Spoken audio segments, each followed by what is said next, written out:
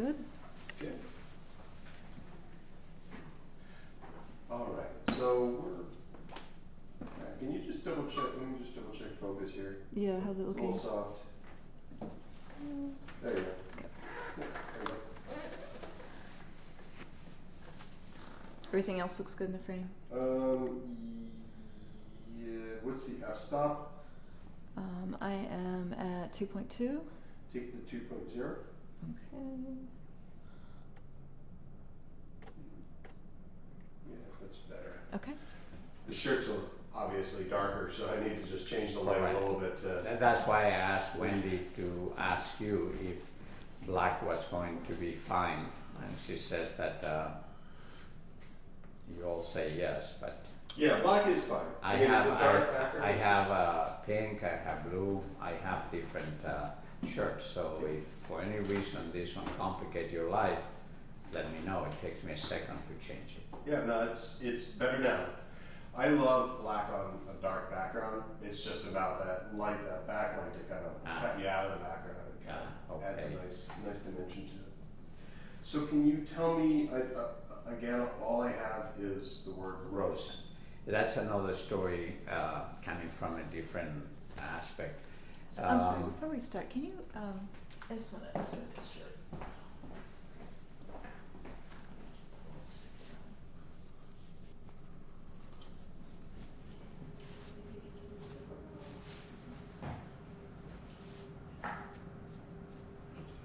Now you're breaking your rules.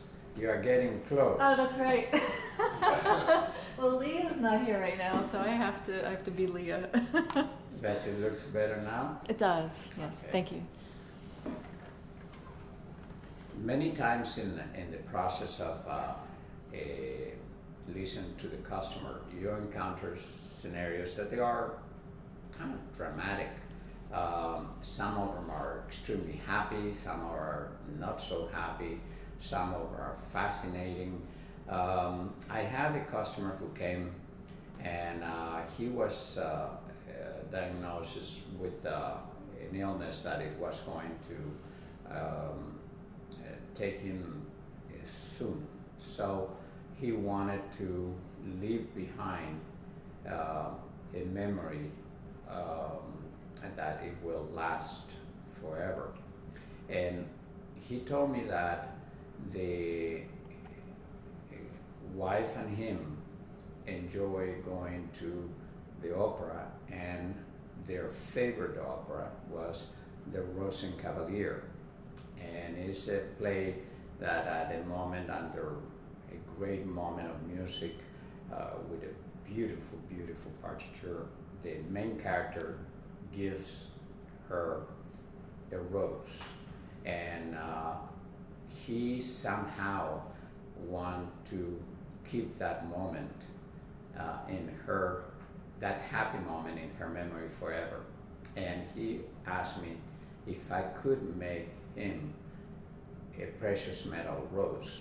So, well, I never had been asked that, and it was a great challenge, but we answered yes. And I went out to the florist and bought a long stem red rose, and we took every leaf, every petal of the rose, all the stem with the thorns and everything, and we make a mold of each piece. We reproduce each piece, some by molding, some by carving it by hand.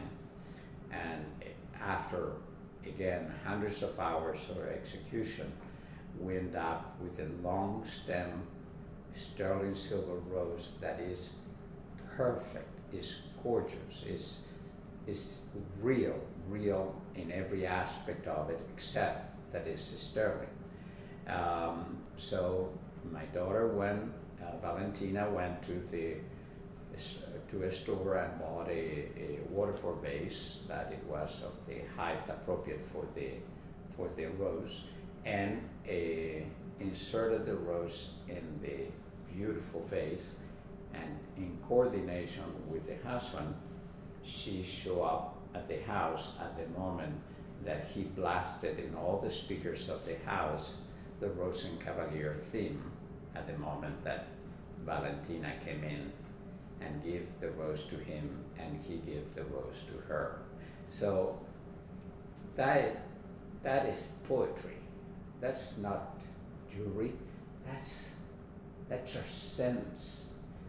That's emotion to the maximum. That is extraordinary, and that's what I love to do. It was a great moment. It still is being very well remembered, and that's part of what I'm lucky to be part of it in my job. It's a fascinating thing.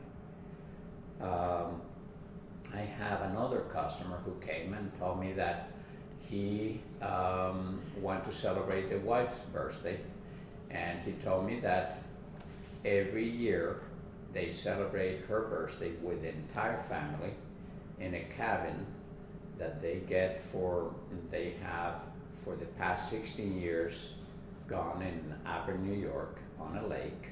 So what better than making a pendant that it was an oval pendant with a carved lake in it, and instead of a cabin in the spot where the cabin exists, a nice diamond that represents the place where all the happiness occurs in her birthday date, when all the family gets together. And the lake is a very convoluted shore type, and it has character by himself, so the pendant is wonderful.